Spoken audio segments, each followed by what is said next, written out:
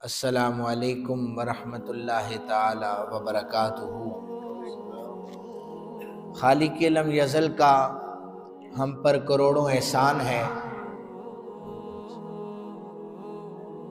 اللہ رب ذوالجلال نے ہمیں ایک مرتبہ پھر اپنے گھر میں بیٹھ کر اپنا اور اپنے حبیب مکرم صلی اللہ علیہ وآلہ وسلم کا ذکر کرنے کی توفیق عطا فرمائی ہے۔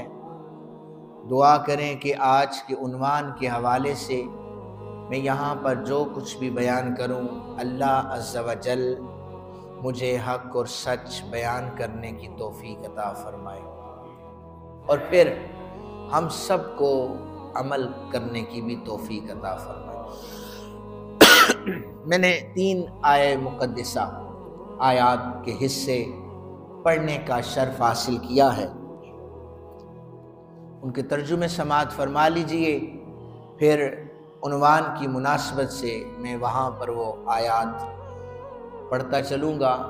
پہلی جو آیہ مقدسہ ہے اس کا ترجمہ یہ ہے کہ بے شک اللہ عز و جل جنہیں دوست رکھتا ہے، جو اللہ کے دوست ہوتے ہیں، وہ صرف اور صرف متقی اور پرہیزگار ہوتے ہیں۔ اللہ تعالیٰ کی دوستی کا معیار جو ہے وہ پرہیزگاری ہے، اس سے ڈرنا ہے۔ دوسرے نمبر پر جو حصہ میں نے تلاوت کیا اس کا ترجمہ یہ ہے کہ الاخلاء یومئذ بعضهم لبعض عدو الا المتقین، کہ جتنی بھی دوستیاں ہیں ہماری جو اس معاشرے میں دنیاوی لحاظ سے ہم کرتے ہیں، یہ ساری کی ساری جو ہیں ان میں بعض کے دشمن بن جائیں گے۔ قیامت میں اگر کوئی دوست کام آئے گا، وہ اللہ سے ڈرنے والا، اللہ کا خوف رکھنے والا جو آپ کا دوست ہے، وہی آپ کو کل قیامت والے دن کام آئے گا۔ پھر فرمایا انما یتقبل اللہ من المتقین، کہ اللہ کسے قبول کرتا ہے؟ اللہ صرف انہیں قبول کرتا ہے جو پرہیزگار ہوتے ہیں، جو اللہ سے ڈرتے ہیں، اللہ انہیں قبول فرما لیتا ہے۔ اللہ کے ہاں معیار یہ نہیں ہے کہ کسی کا خاندان بڑا ہے اس لیے قبول کیا جائے، کسی کے پاس پیسے زیادہ ہے اس لیے قبول کیا جائے، نسب اور حسب میں اگر کوئی ہے تو اسے قبول کیا جائے۔ حالانکہ اللہ کے ہاں معیار تو تقویٰ ہے، کہ اگر کوئی تقویٰ اختیار کرتا ہے، پرہیزگاری اختیار کرتا ہے، اسے معیار بنا کر میں آپ سے یہ کہوں کہ پھر حبشہ کا رہنے والا بلال آ جائے، متقی ہو تو رسول اللہ اپنی بارگاہ میں قبول فرما لیتے ہیں۔ اور سگا رشتہ ابو لہب جناب عبد المطلب کا بیٹا ہے، خوبصورتی میں بھی وہ اچھی اسے خوبصورتی دی گئی، لہب کا مطلب ہے شعلہ، اتنا چمکتا ہوا، لیکن فرمایا کہ جب پرہیزگاری نہیں، اللہ کا خوف نہیں تھا، تو اس رشتے کو قبول نہیں کیا۔ اور فارس کا رہنے والا سلمان آتا ہے، پرہیزگاری اختیار کرتا ہے اور رنگ کا بھی کالا ہے، فرمایا نہ رنگ کو دیکھا ہے، نہ اس کے پیسے کو دیکھا ہے، نہ رشتہ داری کو دیکھا ہے، یہ میرے رسول کے ساتھ جڑا ہے، اسے پرہیزگاروں میں شمار کیا جائے گا۔ اور میرے کملی والے آقا کریم صلی اللہ علیہ وآلہ وسلم نے صرف اپنی غلامی میں نہیں لیا، فرمایا سلیمان من اہل البیت، سلیمان تو میرے گھر والوں میں سے ہے۔ معیار کیا تھا؟ تقویٰ تھا۔ معیار کیا تھا؟ پرہیزگاری تھی۔ اللہ کے ہاں معیار یہ نہیں ہے کہ جو نمازیں زیادہ پڑھے گا میں اسے قریب کر لوں گا، جو روزے زیادہ رکھے گا اسے قبول کر لوں گا۔ اگر تو مسئلہ نمازوں تک رہتا، عبداللہ بن ابی 5 وقت کی نماز مسجد نبوی میں پڑھتا تھا، رئیس المنافقین تھا، 5 وقت کی نماز مسجد نبوی میں تھی، اور جس امام کے پیچھے پڑھتا تھا وہ امام کوئی عام تھوڑی تھے، وہ رسول اللہ صلی اللہ علیہ وآلہ وسلم کی ذات تھی۔ قبولیت کا معیار نمازیں ہوتا تو عبداللہ بن ابی کو پھر قبول کر لیا جاتا نا، اور قبولیت کا معیار اگر کعبۃ اللہ ہوتا، میری بات کو آپ سمجھیں، تو ابو جہل بھی تو اسی جگہ پر رہتا تھا، ابو لہب بھی تو اسی جگہ پر رہتا تھا اگر یہ معیار ہوتا۔ اور اگر مدینہ طیبہ میں دفن ہو جانا یہ معیار ہوتا، اس وقت آج بھی جو لوگ جاتے ہیں وہ دیکھیں منافقین کی قبریں مدینہ پاک میں، اور ابو جہل جیسے دشمن اسلام کی قبر بھی وہیں پر ہے۔ کہا معیار کیا ہے؟ فرمایا انما یتقبل اللہ من المتقین، میرے ہاں معیار جو ہے قبولیت کا وہ تقوی ہے، مجھ سے ڈرنا ہے، جو میرے رسول کے بتائے ہوئے رستے پر چلا ہم اسے اپنی بارگاہ میں قبول فرما لیتے۔ میں 1-2 مثالیں آپ کو احادیث سے اب دے رہا ہوں۔ سب سے پہلے میں جناب حضرت آدم علیہ السلام کے بیٹے حضرت حابیل، ان کا واقعہ آپ کے سامنے رکھ رہا ہوں۔ 2 بھائی، ایک کا نام حابیل اور ایک کا نام قابیل۔ اب دیکھیں کہ قبولیت کا معیار اگر حسن ہوتا تو قابیل جو تھا یہ حضرت حابیل سے بہت زیادہ خوبصورت تھا، بہت زیادہ خوبصورت تھا۔ اگر قبولیت کا معیار پیسہ ہوتا تو قابیل کے پاس ان کے مقابلے میں 10 گنا زیادہ پیسہ تھا۔ ان میں تنازع یہ ہوا تھا کہ جوڑا جوڑا جو پیدا ہوتا، یعنی حضرت حابیل پیدا ہوئے، ساتھ ایک لڑکی پیدا ہوئی، قابیل پیدا ہوا، ساتھ ایک لڑکی پیدا ہوئی، تو جس کے ساتھ لڑکی پیدا ہوتی اس کا نکاح دوسرا جو لڑکا پیدا ہوتا اس کے ساتھ کیا جاتا، یعنی حابیل کے ساتھ پیدا ہونے والی لڑکی کا نکاح قابیل سے ہوا، اور قابیل کے ساتھ پیدا ہونے والی لڑکی کا نکاح حضرت جناب حابیل سے ہو گیا۔ قابیل کو پسند نہیں ہے جو حضرت حابیل کے ساتھ پیدا ہوئی ہے، پسند وہ اسے کرتا ہے جو اس کے ساتھ پیدا ہوئی ہے۔ کہا شریعت اس چیز کی اجازت ہی نہیں دیتی، کہا یہ معیار تو حضرت آدم نے قائم کیا ہے، اللہ کی طرف سے تو نہیں ہے۔ حالانکہ اسے اتنی خبر نہیں تھی کہ آدم جو ہیں وہ اللہ کے نبی تھے، مسجود ملائکہ تھے، آپ نے جو کہہ دیا دراصل وہ اللہ ہی کا حکم تھا۔ جناب حضرت آدم علیہ السلام نے فرمایا ٹھیک ہے، کون حق پر ہے اور کون غلطی پر ہے، اپنی اپنی قربانی پیش کرو۔ میں معیار سمجھا رہا ہوں قبولیت کا کہ اللہ کے ہاں کون قبول ہے۔ قابیل نے بے شمار گندم ڈھیر لگا دیے، مولا تیرے رستے میں قربانی کے لیے پیش کر رہا ہوں۔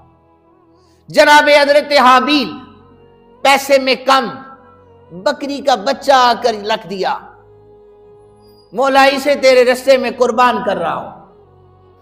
طریقہ یہ تھا قربانی قبول ہونے کا، آسمان سے ایک آگ آتی، جو چیزیں رکھی جاتی قربانی کے لیے انہیں اٹھا کے لے جاتی، اچک لیتی، جس کی اشیاء کو آگ اٹھا کے لے جاتی قربانی اس کی قبول سمجھی جاتی۔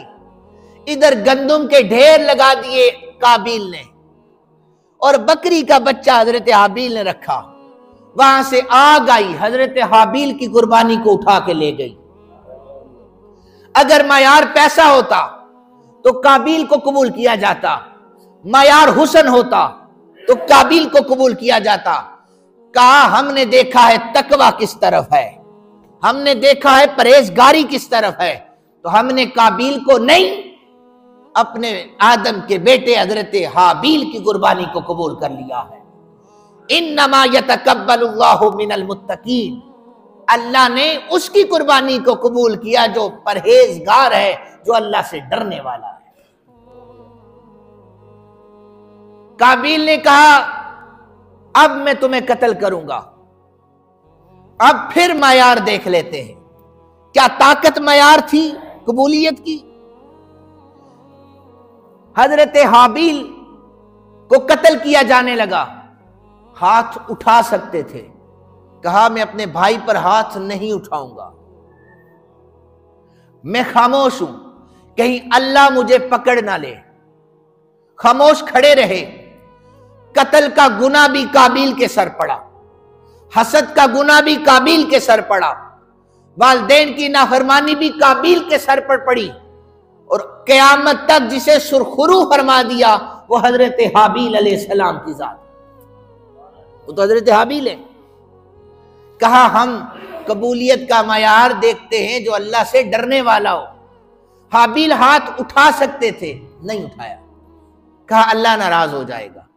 کہا ایک تو میں ہاتھ اٹھاؤں، بھائی ہے میرا، اور دوسرا یہ نافرمانی کر رہا ہے اللہ کی بھی، والدین کی بھی، اور مجھ سے حسد کر رہا ہے، لہذا اللہ کے لیے آپ نے سب کچھ چھوڑا، جو آج کا مسلمان نہیں کر رہا ہے۔ ایسا ہی ہے۔ یہ میں ایک پیغمبر کے بیٹوں کا ذکر کر چکا ہوں، میں دوسرے پیغمبر جہاں سے پھر حضرت آدم علیہ السلام کے بعد اولو العزم رسول حضرت نوح علیہ السلام، آپ سے اولاد چلی۔ آپ کو اللہ نے 4 بیٹے عطا کیے، حضرت حام، حضرت سام، حضرت یافس اور ایک کینان، 4 بیٹے تھے۔ تینوں حضرت نوح علیہ السلام کے نقش قدم پر چلے۔ کینان جو تھا حضرت نوح کے نقش قدم پر نہیں چلا۔ 350 برس کینان نے حضرت نوح علیہ السلام کے پاس گزارا، لیکن پرہیزگاری نہیں آئی، تقوی نہیں تھا، میرے نبی کے رستے پہ چلا نہیں ہے۔ اللہ تعالیٰ فرماتا ہے جو اولاد والد کے نقش قدم پر نہ چلے، والد کے نیک ہونے کی وجہ سے اولاد کو قبول نہیں کیا جاتا۔ میں آگے بیان کرتا ہوں۔ اب طوفان نوح آنے لگا، فرمایا نوح کشتی بنا لو۔ 4 دن بارش برسے لگاتار، سیلاب آ جاتا ہے، زمین پر پانی کھڑا ہو جاتا ہے۔ یہ 4 دن کی بارش نہیں تھی،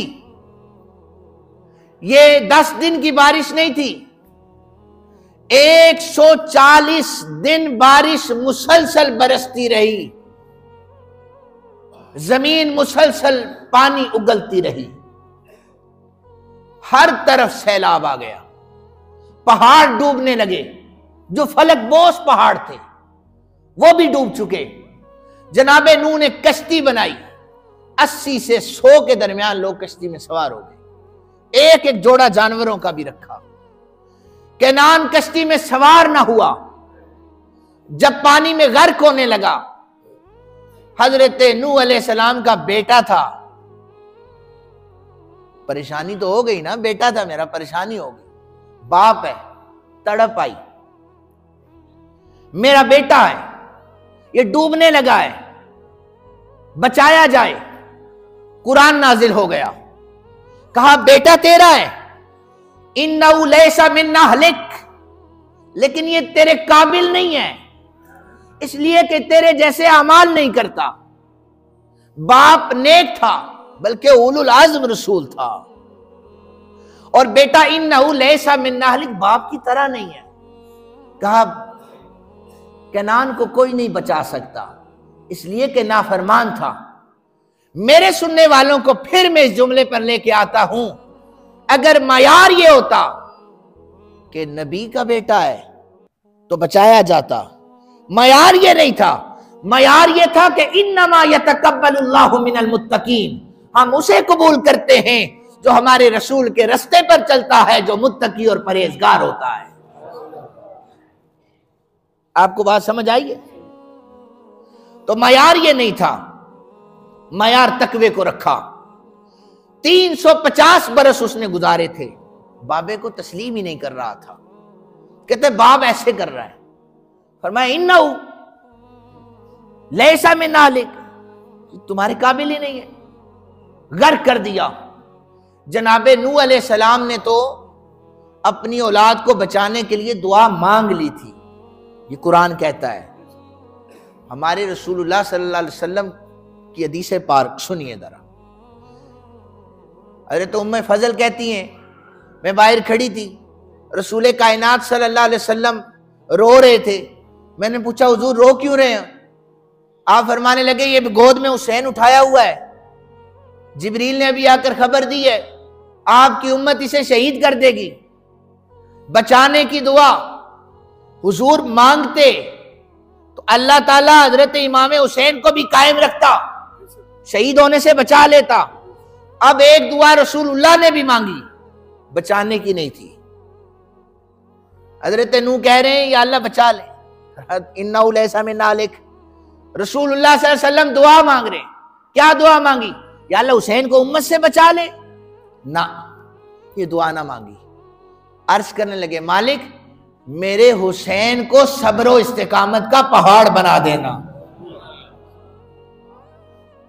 امت اسے شہید کرے گی، کہیں میرے حسین کے قدم ڈگمگا نہ جائیں۔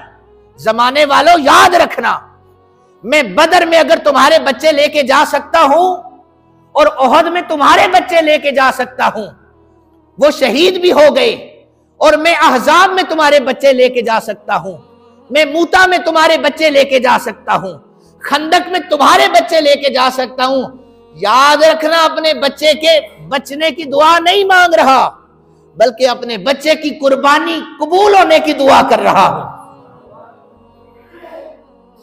فرمایا اللہ میرے بیٹے حسین کو صبر و استقامت کا پہاڑ بنا دینا۔ سید الانبیاء ہیں، آپ نے استقامت کی دعا مانگی۔ اب وہاں پر جو کربلا کا میدان تھا، وہاں پر معیار دیکھیں، کیا معیار تھا؟ ادھر صحابہ کی اولادیں تھی، ادھر رسول اللہ کا شہزادہ تھا۔ پہلا تیر وہاں سے چلا تو صحابی رسول عشرہ مبشرہ حضرت سعد بن ابی وقاص رضی اللہ تعالی عنہ کا بیٹا عمر بن سعد تیر چلا رہا ہے۔ معیار یہ تھا کہ صحابی کا بیٹا ہے، اسے بخش دیا جائے، صحابی کا بیٹا ہے، نرم لہجہ رکھا جائے۔ کہا معیار یہ نہیں تھا، معیار تقوی تھا، جو یزید کی فوج میں نہ تھا، جو حسین ابن علی کی ساری صفوں میں موجود تھا۔ یہ معیار تقوی کا تھا۔ میں آپ کو کتنی مثالیں، میرے پاس وقت نہیں ہے۔ رسول کائنات صلی اللہ علیہ وسلم نے، بخاری شریف کی حدیث مبارکہ، یہ چوتھی پانچویں حدیث پڑھ رہا ہوں، نبی اکرم صلی اللہ علیہ وسلم نے فرمایا، اور جو میں نے دوسری آیت مبارکہ پڑھی ہے نا، سنیں ذرا، الاخلاء یومئذ بعضهم لبعض عدو الا المتقین، تمہارے بعض یہ جو دنیا کی دوستیاں ہیں نا، یہ بروز محشر دشمنی میں تبدیل ہو جائیں گی۔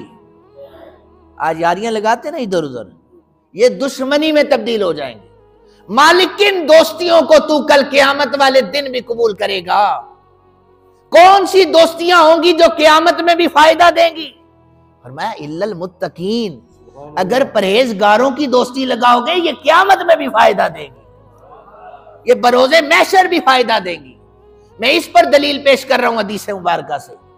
میرے رسول کائنات صلی اللہ علیہ وآلہ وسلم نے فرمایا، ایک صحابی آئے نا، یا رسول اللہ قیامت کب آئے گی؟ حضور پھر سوال کیا قیامت کب آئے گی؟ فرمایا وہ قیامت کے لیے تیاری کر رکھی ہے، کہا اتنے پلے نمازیں بھی نہیں ہیں، اتنے روزے بھی نہیں ہیں، تو پھر تیاری کیا ہے؟ یا رسول اللہ آپ سے پیار تو کرتا ہوں نا، یہ میری تیاری ہے، میں اللہ اور اللہ کے رسول سے پیار کرتا ہوں۔ فرمایا کہ ٹھیک ہے تو سنو میرے صحابہ، جو جس سے پیار کرے گا قیامت والے دن اسی کی صفوں میں اٹھایا جائے گا۔ حج میری مسجد والو، اپنے دوستیوں کے معیار دیکھو، متقی سے دوستی ہے یا شیطان سے دوستی ہے؟ رحمان سے دوستی ہے یا شیطان سے دوستی ہے؟ دوستیوں کے معیار آپ نے بدلنے، دوستیوں کا معیار میں نے بدلنا ہے۔ معیار کیا ہے؟ الا المتقین، پرہیزگاری۔ دنیا کی دوستیاں کیا کام نہیں آئیں گی، آخرت میں وہ دوستی کام آئے گی جو دنیا میں رہتے ہوئے آپ کو اللہ اور اللہ کے رسول کی یاد دلا دیتی ہے۔ بخاری شریف کی حدیث مبارکہ، سید عالم صلی اللہ علیہ وآلہ وسلم نے فرمایا، دو مومن دوست اور دو قسم کے کافر دوست۔ دو مومن دوستوں میں سے ایک دنیا سے جاتا ہے، اللہ اسے جنت عطا فرماتا ہے، وہ عرض کرتا ہے مالک تو نے مجھے جنت عطا کی ہے، میں جو دوست دنیا میں چھوڑ کے آیا ہوں اسے بھی بھلائی کے رستے پر قائم رکھنا اور میری طرح اسے بھی جنت عطا فرما دینا۔ اللہ پھر اس مومن دوست کو بھی جنت عطا فرما دیتا ہے۔ بخاری شریف۔ کافر مرتا ہے، جہنم میں جاتا ہے، اب وہ یہ دعا کرتا ہے میں جیسے کفر پہ رہا، میں منافقت پہ رہا، میں چغل خوریوں پہ رہا، جو دوست ہے میرا اسے بھی میرے رستے پر رکھنا، اسے بھی جہنم دینا۔ اب وہ دوستی جو تھی غلط دوستی، غلط سنگت، وہ منافقت پر رہی، وہ غیبت اور چغل خوری پر رہی، اسے بھی جہنم دے دی۔ جنتی کو کہا ایک دوسرے کی تعریفیں کرو، کافر سے کہا اب تم بھی ایک دوسرے کی تعریفیں کرو۔ یہ جو دوستیاں دنیا داری والی ہیں، ایک دوسرے کی وہ اسے دوسری الفاظ میں کہتے ہیں تھوڑا سا برشی، مالش، پالش، تھوڑی سی مار دی جائے، خوش ہو جائے گا، دنیا میں خوش ہوگا، قیامت میں اگر آپ خوش ہونا چاہتے ہیں الا المتقین، جو معیار قبولیت ہے وہ اللہ تعالیٰ کی بارگاہ میں پرہیزگاری ہے۔ میں جتنی مثالیں دے چکا ہوں آپ کو سمجھ آئی ہیں، احادیث سے دی ہے میں نے۔ اللہ تعالیٰ ہم سب کے دوستوں کو متقی بنا دے، ہم سب کو دوست متقی اور پرہیزگار مل جائیں۔ اللہ ہماری اس دعا کو قبول فرمائے۔ وما علینا الا البلاغ۔